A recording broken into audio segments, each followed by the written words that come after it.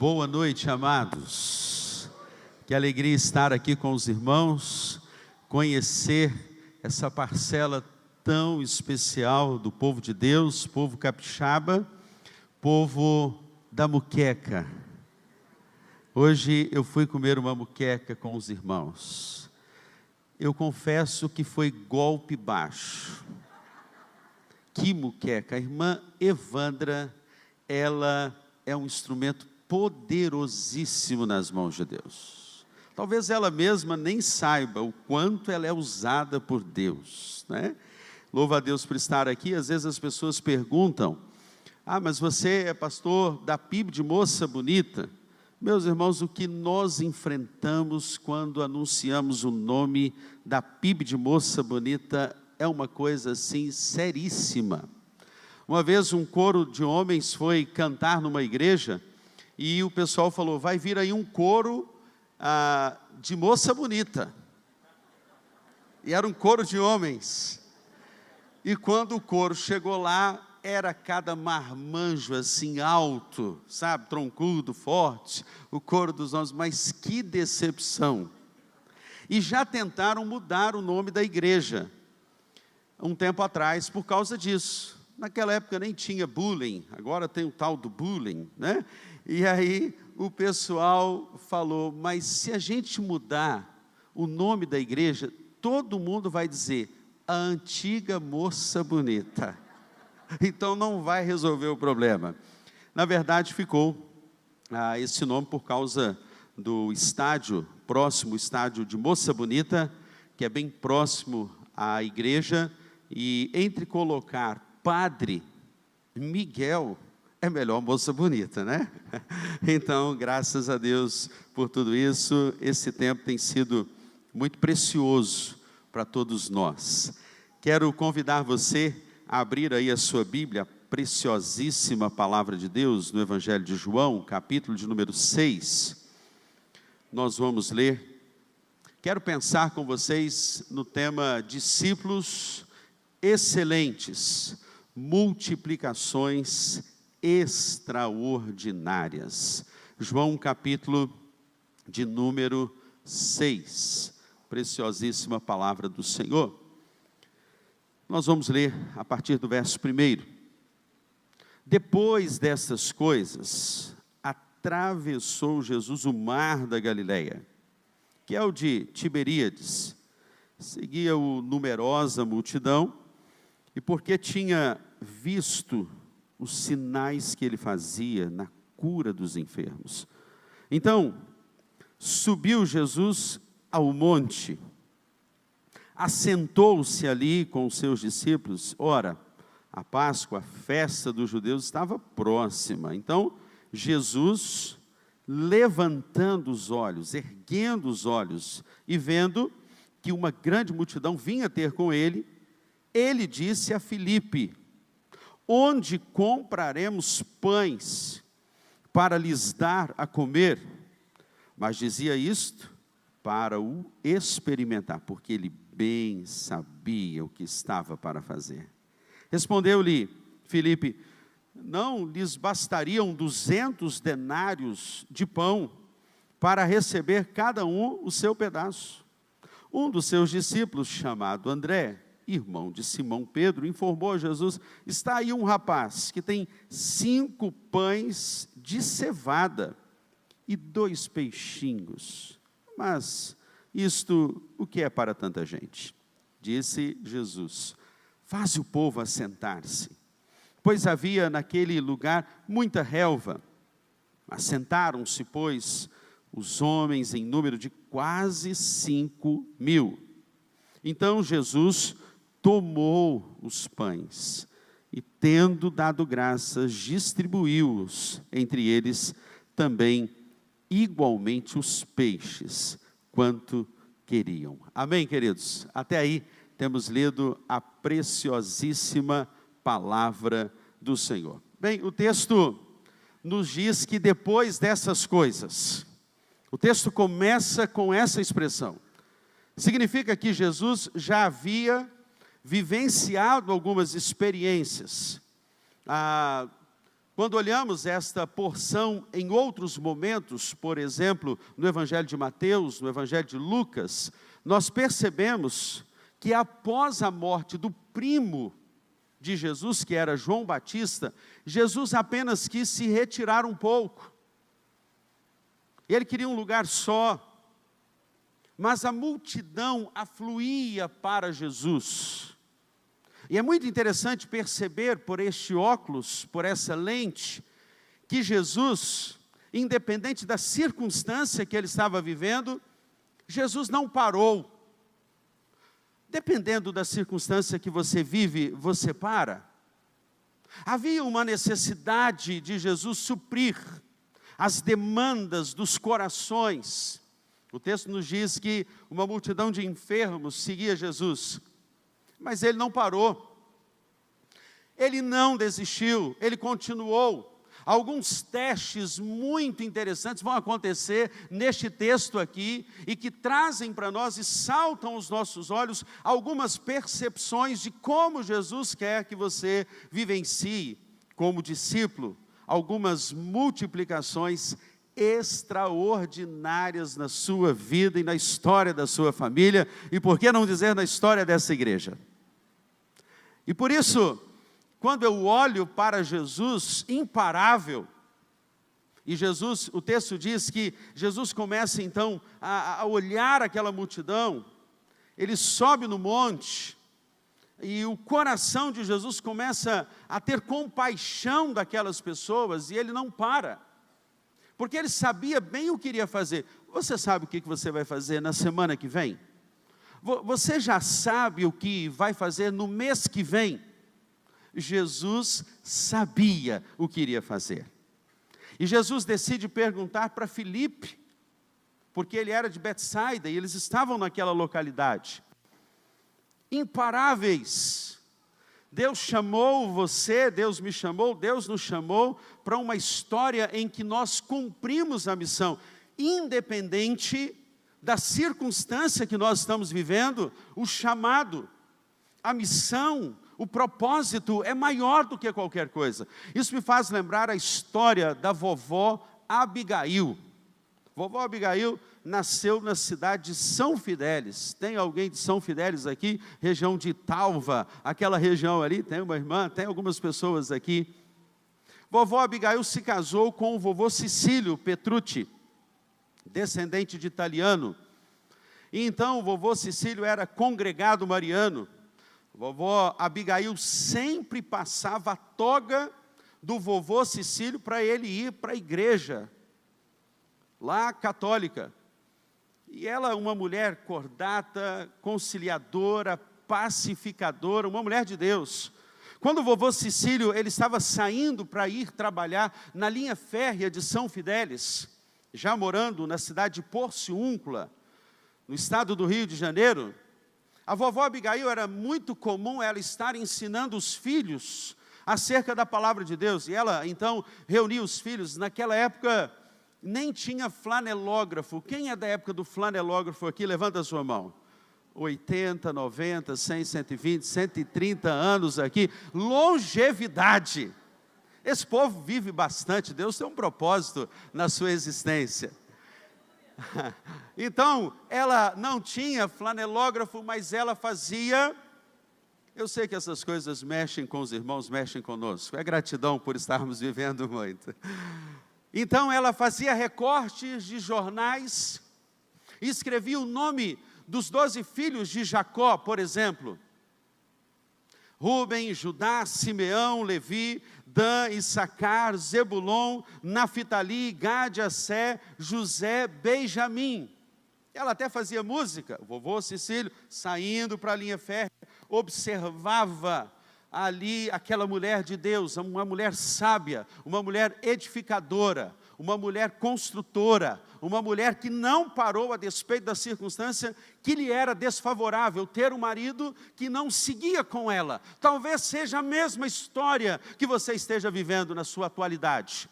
Alguém que você gostaria que tivesse na sua caminhada, alguém que você almejaria agora, que estivesse sentado aqui do seu lado, Você pode pensar comigo de alguém, ou por alguém, que talvez não está aqui, e você gostaria que estivesse aqui nessa noite.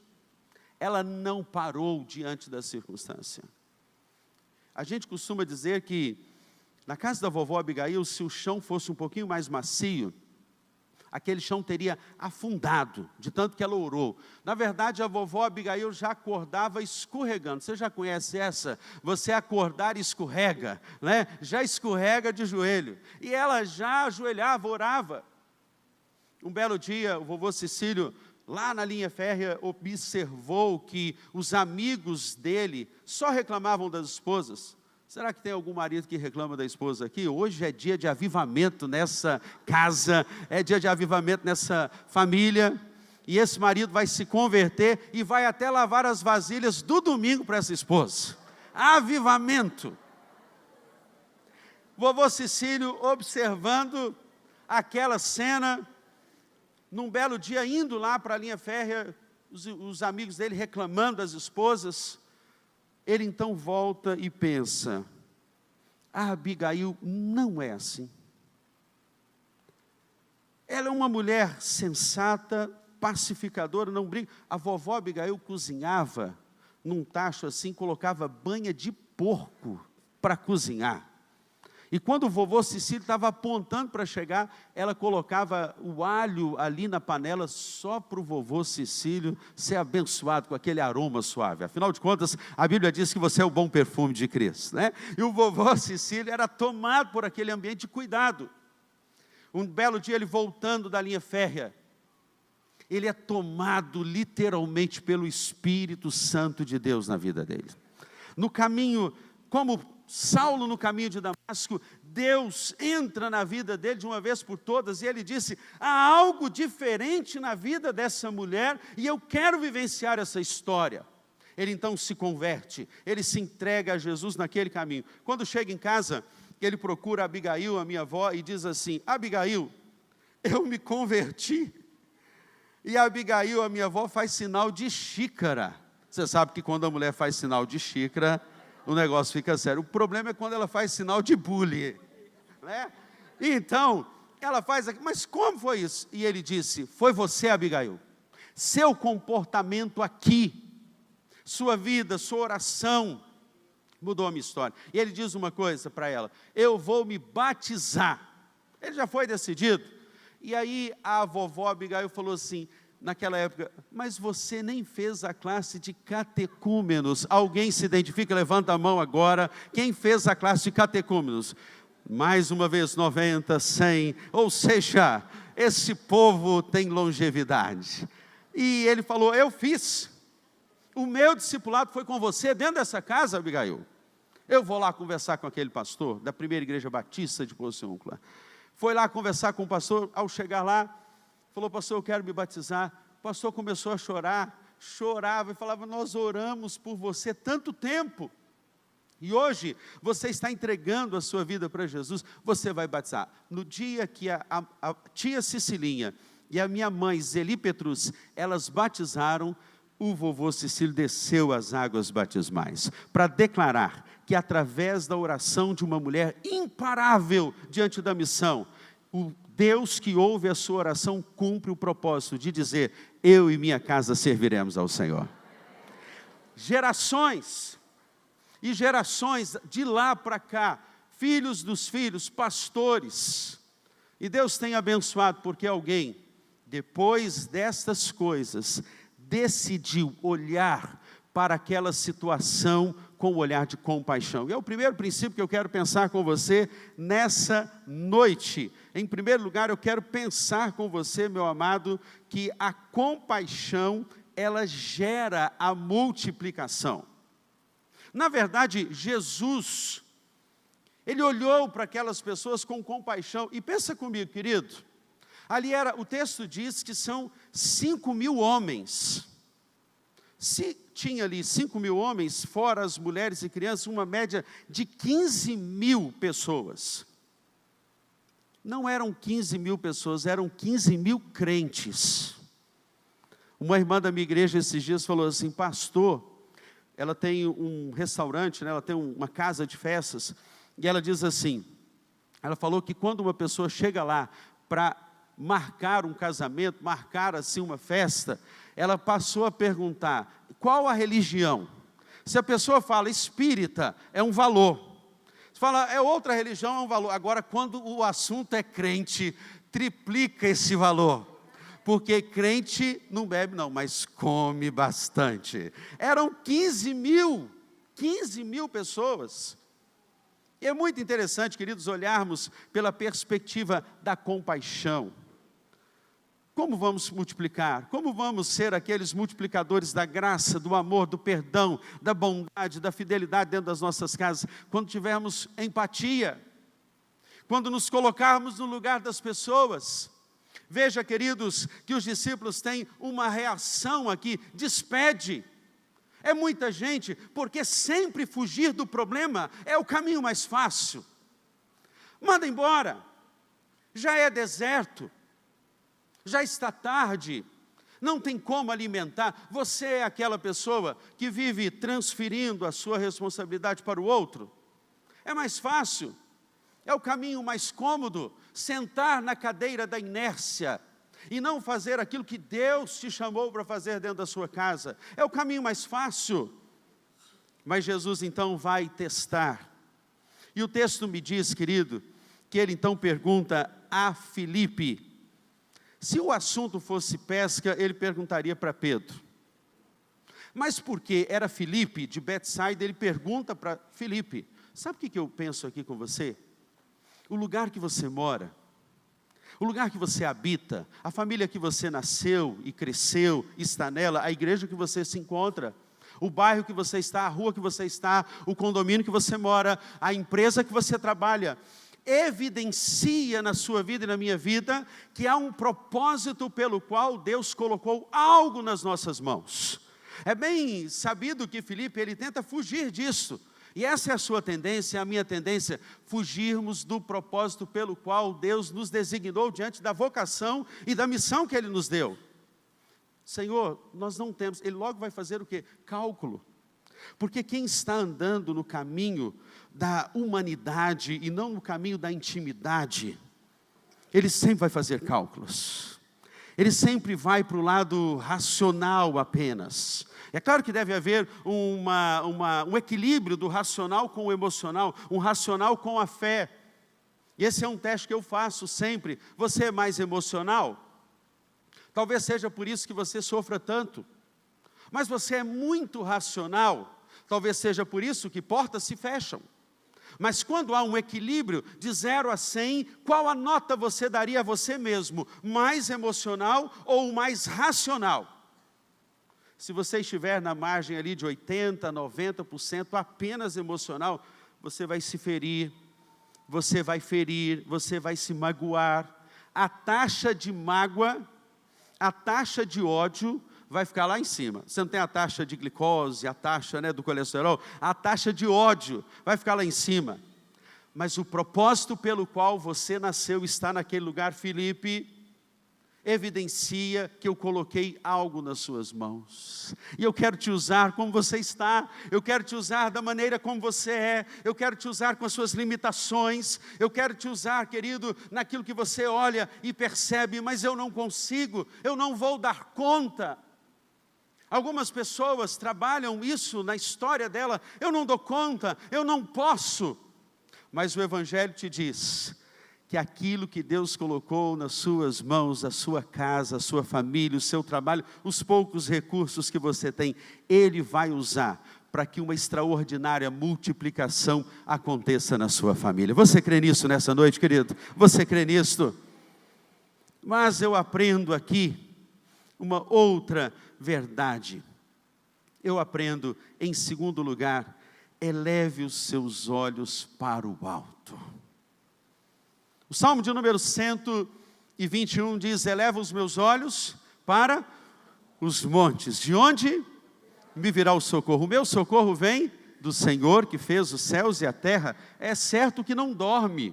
O guarda de Israel, é certo que não dormitará aquele que te guarda. De dia, o sol não te molestará, nem a lua de noite. Ele guardará a tua entrada e a tua saída desde agora e para todo sempre. Não basta apenas você ouvir isto, você precisa crer nisto.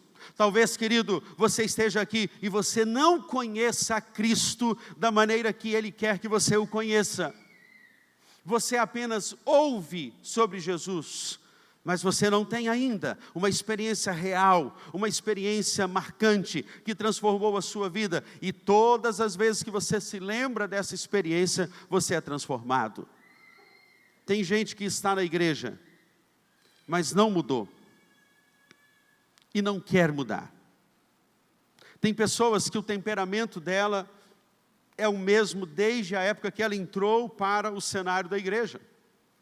O irmão pegou sua vaga no estacionamento. Você já começou a pecar na entrada do estacionamento. Alguém te fechou em plena orla de Jardim Camburi. E aí sobe aquele velho homem dentro de você. O seu filho pegou o celular e quebrou aquela tela que custa mais ou menos, só a tela, R$ 1.500. Eu me lembro de uma experiência com a minha mãe, porque num belo dia eu estava brincando de pique-esconde com meu irmão, ela tinha uma jarra, pensa numa jarra feia. Era a jarra que a mãe tinha, mas a amiga dela, do coração, tinha dado para ela. Na verdade, a jarra era verde e parecia mais um jacaré do que uma jarra. Aquela coisa assim, estranha. E de repente, brincando ali de pique-esconde, eu esbarrei na jarra, e a jarra, sabe, aqueles milésimos de segundos de uma jarra que rola, ela rolou e pá, espatifou no chão. Na mesma hora eu já fui ajoelhando ali, irmãos. A minha mãe estava na cozinha, sangue, descendência de italiano, ela veio assim vermelha, olhou para a jarra, olhou para mim com aquela cara de coitado, e eu já fui olhando para ela falando assim, me perdoa, mãe. E ela falou, oh meu filho, ali eu vi o que é o domínio próprio. Oh meu filho, jarras iguais a essa, eu acho aos montes para comprar. Mas filho igual a você eu não acho para comprar. Eu falei, uau, que alívio. E ela disse mais, eu tinha 9 anos e nunca mais vou esquecer disso. Ela disse assim, coisas foram criadas para serem usadas. Pessoas foram criadas para serem amadas. Nunca mais vou esquecer. Então quando a sua esposa arranhar a roda no meio-fio, diga, coisas foram criadas para serem usadas. Pessoas foram criadas para serem amadas. Ai, ai. Tem gente que não muda. E Jesus elevou os olhos. Veja, quando Ele levantou os olhos, seu negócio, meu irmão, é lá em cima, não é na terra. Amém, querido? Seu negócio é com Deus. Você quer ver uma coisa? Diz que um certo pastor estava pregando sobre a volta de Jesus, e ele estava muito empolgado, e ele dizia, Jesus está voltando, e o povo dizia, glória a Deus, e ele disse, o diabo também está voltando, o povo falava misericórdia, e um certo rapaz, numa cidade pequena, resolveu vestir-se de diabo, que era uma festa fantasia, sabe como é que são essas coisas cavernosas, né? Quanto mais diferente para algumas pessoas, melhor. Ele decidiu vestir-se de diabo, e foi para a festa, caminhando para a festa. De repente, quando ele estava caminhando, caiu, aqui chama também um toró, vocês chamam assim de tromba d'água, um toró, caiu uma tromba d'água. O rapaz caminhando, indo para a festa, cai a tromba d'água, e o pastor pregando, Jesus está voltando, o diabo também. O único lugar seco que o rapaz viu foi a igreja. E o rapaz, ele tem aquele impulso, muita água, vou entrar aqui. Na hora que o pastor fala, Jesus está voltando, o diabo também, ele olha assim na porta e fala, inclusive ele está aqui, irmãos. Na hora que o rapaz entra, ele fala assim, o diabo, inclusive ele está aqui, perna para quem te quero, porta lateral. Você acha que tem gente que não tem medo do diabo? Tem gente que tem medo do diabo. Partiu, correu todo mundo, inclusive o pastor. Correu, eis que no recinto havia uma senhora com uma muleta. Nessa que corre para lá, corre para cá, levaram a muleta da mulher. E o rapaz, até ele esqueceu que estava vestido de diabo. Ele foi entrando assim, falando, o que está acontecendo aqui? A mulher olhou para ele e falou assim, ô seu diabo, não faz nada comigo não. Tem 40 anos que eu sou dessa igreja, mas tem 40 anos que eu estou contigo, ó, e não abro. Talvez você esteja perguntando, mas por que o pastor está perguntando, contando essa história? Porque talvez você tenha 5 anos, 10 anos, 20 anos, 30 anos, 40 anos, 50 anos, mas você não tem ainda o fruto do Espírito Santo de Deus na sua vida.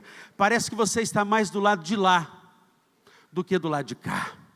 Você briga por coisas, mas quando elevamos os nossos olhos para os montes, para o alto, coisas não são mais importantes, pessoas são mais importantes. E Jesus nos mostra isso, que na multiplicação, pessoas são mais importantes. Ele olhou, ele viu, ele elevou os olhos.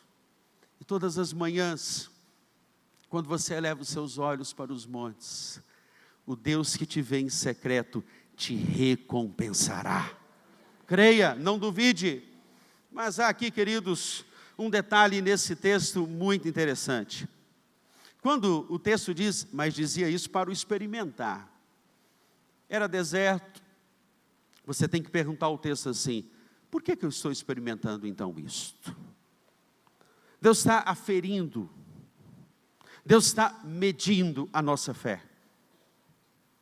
Quando você perde, quando as coisas não acontecem do jeito que você planejou, quando as circunstâncias lhe são adversas, deixa eu te dar uma dica aqui, nessa noite, tire o S da crise. Quando você tira o S da crise, fica o quê? Crie. E quando você tira o I da palavra crie, fica o quê? Crê.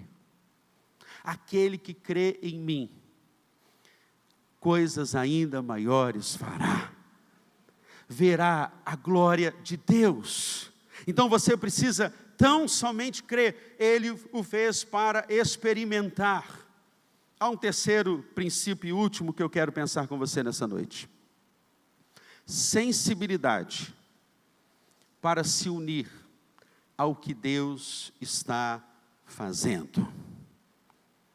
Sensibilidade. Nós não podemos perder a sensibilidade, justamente para nos unirmos ao que Deus já está fazendo. Eu não sei você, mas eu não quero ficar fora de nada do que Deus está fazendo. Amém, querido? Eu não quero ficar fora. É muito interessante porque havia uma expectativa ali nas pessoas erradas. Olharam para Filipe e pensavam que a multiplicação viria dele. Talvez lá na sua história de vida, a multiplicação que você quer que aconteça na sua célula, que aconteça na sua história de vida, multiplicar aquilo que você é colocado nas suas mãos. E você olha e fala, não, mas é de fulano que vai vir, é de Beltrano. Eles achavam, viria de André, viria de Filipe, viria de Pedro. Mas o improvável surge nessa história. E Deus é assim mesmo, Ele escolhe os improváveis. É por isso que eu estou aqui, é por isso que você está aqui. Porque somos todos improváveis nas mãos de Deus. E a questão nem é a sua capacidade, é a sua disponibilidade para ser colocado nas mãos do Senhor. Veja comigo, queridos, Ele tomou os pães. E quando Jesus pega nas mãos aquilo que você coloca nas mãos dele, seja a dor, seja o problema, seja o filho, seja a casa, seja o empréstimo, seja as finanças, seja a doença, a enfermidade, aquilo que vai para as mãos do Senhor, Deus multiplica. Você quer ver um detalhe do texto fantástico que nós observamos aqui? Quando André fala com Jesus no verso 9, está aí um rapaz que tem 5 pães de cevada. Você sabe quem comia os pães de cevada naquela época? Os pobres. Os ricos comiam pão de trigo. 5 pães de cevada, e ele diz 2 peixinhos. Agora vai lá para o verso de número 11. Então Jesus tomou os pães e, tendo dado graças, distribuiu-os entre eles e também igualmente os peixes. Olha que detalhe fantástico neste texto. André apresenta 5 pães de cevada e 2 peixinhos. Mas quando vai para as mãos de Jesus, o peixinho vira peixe. Aquilo que é pequeno na sua história, aquilo que é mínimo na sua história, o Senhor transforma e o Senhor multiplica. E é interessante que o texto vai dizer que aquilo que não daria para ninguém comer, o cálculo ali de Filipe, mais 200 denários, deixa eu calcular, não vai dar. Nas mãos de Jesus ele multiplica. E as pessoas que sensíveis ao toque de Deus, sensíveis ao olhar de Deus, sensíveis onde Deus está atuando e agindo, quando colocamos nas mãos dele, as pessoas vão perceber, por que está sobrando isso na vida dele? Está sobrando amor. Qual é o fruto do Espírito mesmo? Amor, alegria, paz, paciência, benignidade, bondade, fidelidade, mansidão e domínio próprio. Contra essas coisas não há lei. Coloque hoje nas mãos do Senhor Jesus. Coloque a sua vida, coloque a sua mente, coloque a sua transformação, coloque a sua célula, coloque o seu propósito e espere, porque os que esperam no Senhor renovarão as suas forças, subirão com asas como águias, correrão e não se cansarão. John Bunyan escreveu o clássico O Peregrino, e ele conta que num determinado momento o cristão está com esperança, eles estão caminhando rumo à cidade celestial, e eles ficam confinados num chamado Castelo do Medo, sobre as correntes e os cárceres do gigante desespero. O cristão ali naquela cadeia, ele se lembra que no início da caminhada dele foi-lhe dado uma chave, com a qual ele abriria qualquer porta, chamada chave da promessa. Uma metáfora que John Bunyan escreve e diz, para que nunca esqueçamos que todos nós carregamos no peito uma promessa. O cristão então se lembra daquela chave, vai até a tranca daquela cela que o prendia e abre. Ele e o esperança batem em retirada rumo à cidade celestial. O gigante desespero vem correndo, dá um mal súbito e morre. E então o cristão e a esperança seguem firmes e inabaláveis rumo à cidade celestial. O que John Bunyan queria ensinar e o que isto tem a ver com você na sua história de vida? A seguinte questão: não tem aqueles momentos que você se vê, minha irmã, você se vê, meu amado, confinado no chamado Castelo do Medo? Você tem medo de entregar, você não confia mais em ninguém, pessoas lhe feriram, lhe machucaram. Como confiar em alguém que me traiu? Como reconquistar a confiança, o amor? Como reconstruir uma história em pedaços? Medos, um castelo chamado Castelo do Medo. O gigante se agiganta cada dia mais e te desespera. Eu descobri que na pandemia muitas pessoas têm medo da morte, têm medo até da vacina, têm medo de um monte de coisa. Eu não sei vacina ou não vacinar, não importa, é a sua decisão. Mas uma irmã até chegou para mim e falou assim: pastor, o senhor está sabendo que eles vão colocar um chip na vacina? Eu falei: é mesmo? Eu não acredito, é mesmo? Eu virei para ela e falei assim: irmã, pode ficar tranquila, porque no Brasil, o chip da TIM, da Claro, da Vivo, de vez em quando ele dá problema, esse chip não vai ter problema nenhum na vacina. Pode ficar tranquila. Gigantes que vão nos sentenciando e nos confinando em lugares onde ficamos fechados.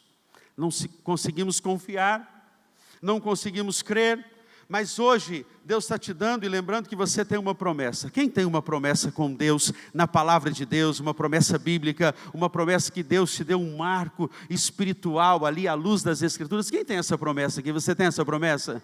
Talvez você tenha a promessa do Senhor Jesus: eu e minha casa serviremos ao Senhor. Talvez você tenha a promessa que o Senhor te diz nas Escrituras: olha, todas as coisas estão cooperando para o bem daqueles que amam a Deus. E eu vim aqui te dizer nessa noite, querido, vale a pena confiar em Cristo Jesus. Eu não sei qual é a sua história, talvez você apenas ouviu de Jesus, talvez você não conheça Jesus, mas nessa noite, Jesus está te chamando para te lembrar. Ele tem promessas, 12 cestos cheios, com peixes grandes, porque aquilo que Deus faz e fará na sua vida é grandioso demais. Eu fico imaginando que Felipe pode ter mandado um WhatsApp para o André, e tenha falado assim: mano, com que cara eu vou olhar para Jesus? 200 denários, eu calculei. E o André: rapaz, eu não estou entendendo nada, porque as coisas de Deus não é para entendermos, é apenas para confiarmos e crermos. Ele tem poder para fazer infinitamente mais, de tudo quanto pedimos ou pensamos, segundo o poder dele que opera em nós. Feche os seus olhos, abaixe a sua fronte, nós vamos orar ao nosso Deus. Eu quero te desafiar nessa noite. Se você nessa noite se lembra de uma promessa que Deus lhe fez, talvez, querido, algo que você se esqueceu, nessa noite Deus está te dizendo: olha, pode confiar e colocar nas minhas mãos.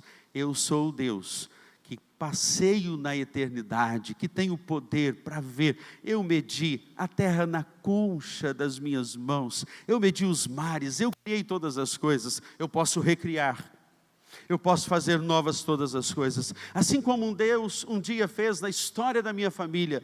Deus nessa noite quer fazer uma história de restauração na sua vida. Você crê nisso, querido? Quem tem promessa nessa noite, quem confia no Senhor e quer dizer: eu quero, Deus, eu quero, eu preciso, eu tenho ouvido, mas eu não tenho apenas ouvido, eu não tenho apenas visto, eu tenho crido que Tu és o Cristo, o Filho do Deus vivo. Se coloque de pé se você nessa noite quer dizer para Deus: Deus, a situação não está fácil, a situação é difícil, mas eu decidi crer, eu decidi confiar. Se coloque de pé e ative na sua mente, na sua memória, as promessas que Deus tem para a sua vida, e muito mais. Eu sou o primeiro nessa noite a me colocar aqui diante de Deus. Eu quero te convidar a vir a esse altar, dizendo para Jesus: Jesus, eu hoje decidi colocar nas Tuas mãos a minha vida. Saia do seu lugar, venha aqui comigo, venha aqui orar comigo, venha dizer para Deus: Deus, eu decido nessa noite entregar tudo no Teu altar. Entrega o teu caminho ao Senhor, confia nele e o mais Ele fará. Se Deus está falando com você nessa noite, vem aqui juntamente comigo, nós vamos orar ao nosso Deus. E o Deus poderoso, o Deus dos céus, o Deus da terra, o Deus que governa, o Deus que faz, o Deus que realiza, está aqui nessa noite, e nós vamos orar ao nosso Deus. Você pode vir aqui nessa noite, pode vir ao altar de Deus. Você que está dizendo para Jesus: Jesus, é comigo que o Senhor falou nessa noite. Deus abençoe a sua vida. Quem mais nessa noite está dizendo assim: eu quero te conhecer como nunca te conheci? Levanta a sua mão, onde você está? Eu quero te conhecer, Jesus. Levanta a sua mão. Deus abençoe a sua vida. Quem mais? Deus abençoe a sua vida. Deus abençoe a sua vida, Senhor. Pode vir ao altar, pode vir aqui. Nós vamos orar aqui nessa noite, porque o Deus que te conhece, o Deus que te viu antes da fundação do mundo, Ele sabia que hoje você estaria aqui nesse altar, se entregando a Jesus e dizendo: Jesus, foi comigo que o Senhor falou nessa noite. E eu quero experimentar tudo de bom que o Senhor tem para a minha vida. Eu coloco dores, medos, anseios, eu coloco aflições, ansiedades, eu lanço tudo diante do Senhor, porque eu creio que eu não vim aqui por acaso. Eu vim aqui porque o Senhor quer me salvar. E o Senhor que sela, que faz completa a obra nessa noite, O Deus que estava ali com Filipe, com André, com Jesus, o próprio Deus que era Jesus, ali naquela circunstância, Ele mudou aquele cenário de deserto. Sabe o que eu acho lindo? Jesus mandou assentar na relva. E eu fico encucado porque havia relva no deserto. É como se Jesus dissesse: há pastos verdejantes para as minhas ovelhas que decidem sentar a inquietude, sentar as preocupações. Fiquem tranquilos, o bom pastor chegou aqui para suprir a necessidade de vocês. É Jesus dizendo isso para aqueles irmãos, para aquela multidão. O supremo pastor estava ali. Quem sabe nessa noite Deus está sentando toda a inquietude. Não estejais ansiosos por coisa alguma. Sejam antes conhecidas diante de Deus, pela oração e súplica, as vossas ansiedades. Ele tem cuidado de vós. Quem nessa noite está entregando a vida para Jesus? Você está aqui? Levanta a sua mão bem alto, só para a gente identificar nessa noite. Você que está entregando a sua vida para Cristo e declarando: Jesus, é comigo que o Senhor falou. Deus abençoe a sua vida. Você que nessa noite está dizendo: Jesus, é comigo, Pai, o Senhor falou, foi comigo. Aqui há irmãos que vão abraçar e acolher. Vamos orar ao nosso Deus. Pai, nessa noite é noite de salvação nesse lugar, é noite de redenção, de transformação, é noite que o Senhor não só nos visita, mas o Senhor nos fala, nos toca, nos molda, nos transforma e faz de nós novas criaturas em Ti, Pai, porque é isso que somos. Quem está em Cristo é uma nova criatura, e as coisas velhas já se passaram. Declaramos agora, Pai, o selo do Espírito Santo de Deus sobre essas vidas que se rendem ao Senhor nessa noite. Declaramos que elas vão viver o melhor dos primeiros anos da vida deles com o Senhor Jesus, Pai. Vão viver dias abençoados, agora salvos, sem medo, lançando sobre ti todo medo, porque o amor lança fora todo medo. E agora o amor chegou. O amor não é um ideal, o amor é real, e o amor que é Jesus reina nesses corações. Habite e complete a tua obra no nome poderoso de Jesus. Amém e amém. Aleluia, aleluia. Glórias ao nome do Senhor.